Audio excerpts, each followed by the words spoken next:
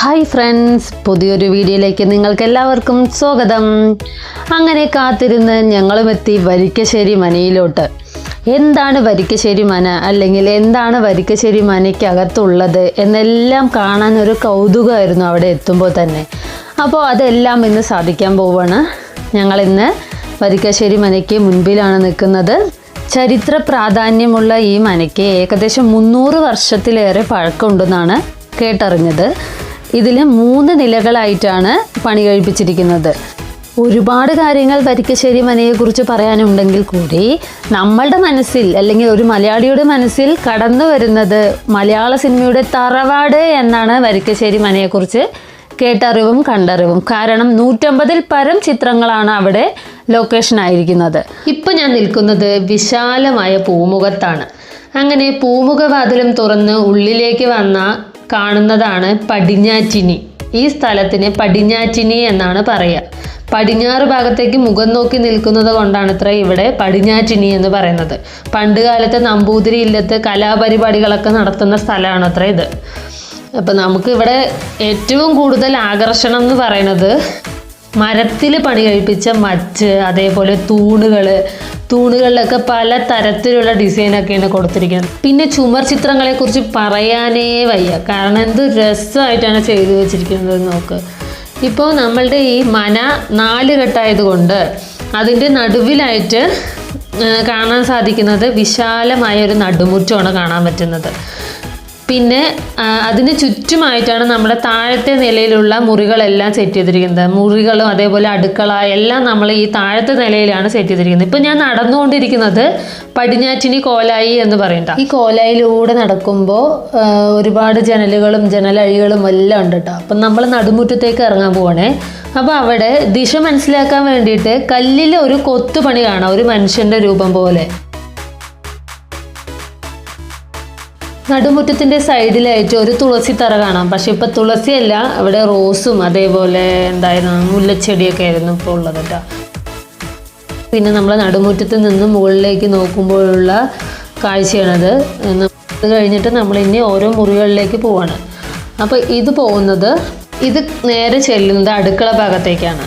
അടുക്കള ഭാഗം മാത്രമല്ല, വേറെ 2 റൂമുകളുണ്ട്. ഫുൾ കണക്റ്റഡ് ആണ്. ഇപ്പോൾ റൂമിൽ നിന്ന് വെളിയിലേക്ക് ഇറങ്ങി നേരെ ഡൈനിങ് ഹാളിലേക്ക് വന്ന്, ഇപ്പോഴത്തെ ഡൈനിങ് ഹാൾ എന്നൊക്കെ പറയാമല്ലോ, ഡൈനിങ് ഹാളിലേക്ക് വന്ന് പിന്നെ നേരെ അടുക്കളയ്ക്ക് പോകുന്നതാണ്. അപ്പോൾ ഇതാണ് അടുക്കള. ഈ അടുക്കള ഏതെങ്കിലും സിനിമകളിൽ കണ്ടിട്ടുണ്ടോ? കണ്ടവരൊക്കെ ഒന്ന് കമൻറ്റ് ചെയ്യണം കേട്ടോ. അപ്പോൾ അവിടെ നോക്കൂ, വലിയൊരു ആട്ടുകല്ലൊക്കെ ഉണ്ട്. അടുക്കളയോട് ചേർന്ന് തന്നെ ഒരു കിണറുണ്ട്.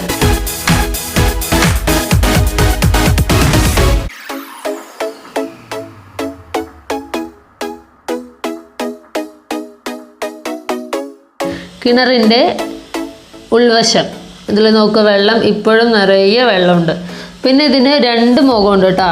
അവിടെ നിന്നും വെള്ളം നിറയ്ക്കാം, ഈ സൈഡിൽ നിന്നും വെള്ളം നിറയ്ക്കാം. എന്തായാലും അത് അടിപൊളിയായിട്ട് ചെയ്തിട്ടുണ്ട്. ഇതിനകത്ത് ഏകദേശം 70ൽ കൂടുതൽ റൂമുകളൊക്കെ ഉണ്ട് കേട്ടോ.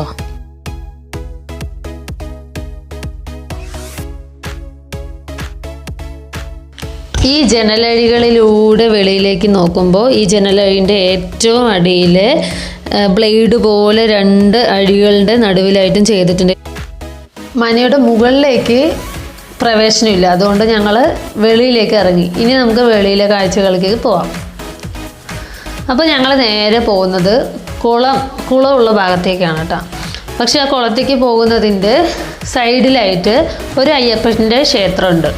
ഈ അയ്യപ്പൻ്റെ ക്ഷേത്രം കഴിഞ്ഞ് താഴേക്ക് ഇറങ്ങി വെച്ച ഒരു ശ്രീകൃഷ്ണൻ്റെ അമ്പലമുണ്ട്. ഈ അമ്പലം എല്ലാവർക്കും അറിയാമെന്ന് വിചാരിക്കണം.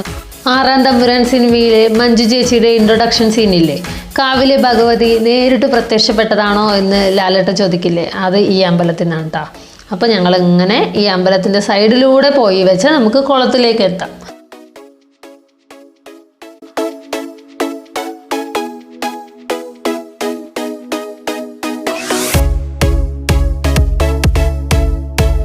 പിന്നെ കുളത്തിലേക്ക് പ്രവേശനമില്ല. അപ്പോൾ അതുകൊണ്ട് നമ്മൾ മുകളിൽ നിന്ന് നോക്കാൻ തന്നെ പറ്റുള്ളൂ, അങ്ങോട്ട് ഇറങ്ങാനായിട്ട് കഴിയില്ല. അവിടെ അവരടച്ചു പൂട്ടിയിരിക്കുകയാണ്.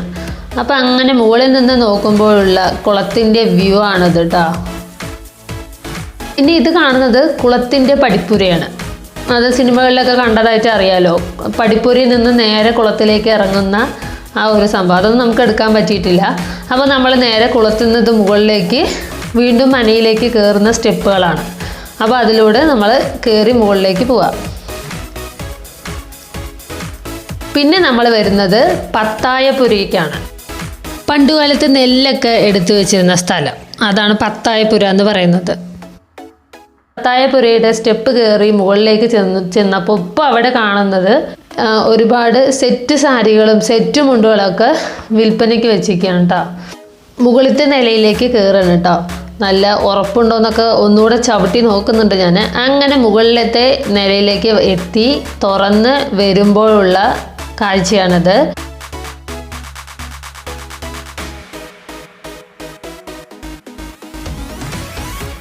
ഇവിടെ നിറയെ മുറികളൊക്കെ കാണാനായിട്ട് കഴിയുന്നുണ്ട്. അങ്ങനെ ഈ വരാന്തയിലൂടെ അങ്ങനെ നടന്ന് പോവാണ് കേട്ടോ. അപ്പോൾ ഈ ഓരോ മുറികളുടെയും ജനലുകളാണ്.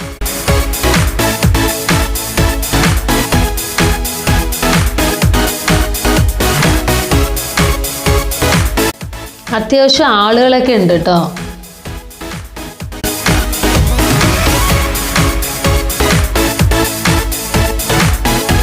ഇതൊക്കെ ഓരോ മുറികളാണ് കേട്ടോ. അപ്പോൾ ഈ മുറികളിൽ നിന്ന് ഇങ്ങനെ വെളിയിലേക്ക് ഇറങ്ങുമ്പോൾ താഴത്തോട്ട് പോകാനായിട്ട് ഒരു ചെറിയ കോണിപ്പടി കാണാം.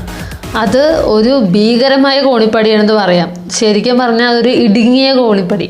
അപ്പോൾ അതിലൂടെ നമ്മൾ താഴത്തെ നിലയിലേക്ക് എത്തും. ഒരു എന്താ പറയുക, കുറുക്ക് വഴി എന്നൊക്കെ പറയില്ലേ, അതുപോലെ ഒരു കുറുക്ക് വഴിയാണ് കേട്ടോ അത്.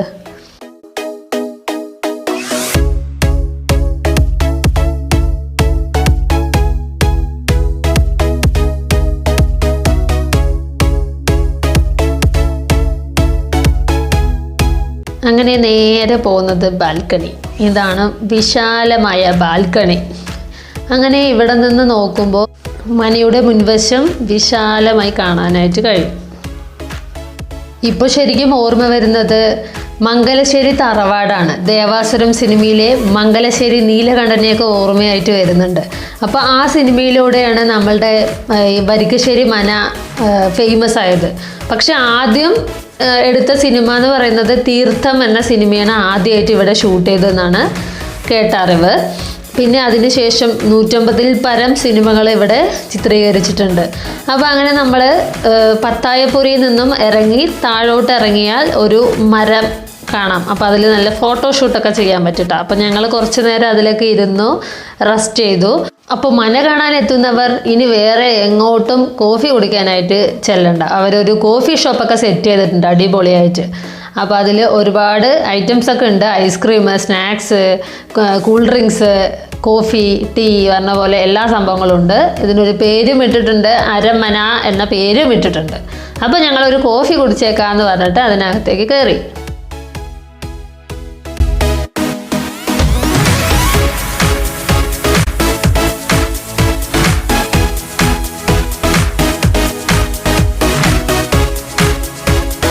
വിശേഷങ്ങളെല്ലാം കഴിഞ്ഞു. അപ്പോൾ ഞങ്ങൾ വരിക്കശ്ശേരി മനയിൽ നിന്നും വെളിയിലേക്ക് ഇറങ്ങി. രാവിലെ 9:30 മുതൽ വൈകുന്നേരം 5:30 വരെയാണ് ഇവിടുത്തെ പ്രവേശന സമയം. 30 രൂപയാണ് ടിക്കറ്റ് റേറ്റ് ഉള്ളത്.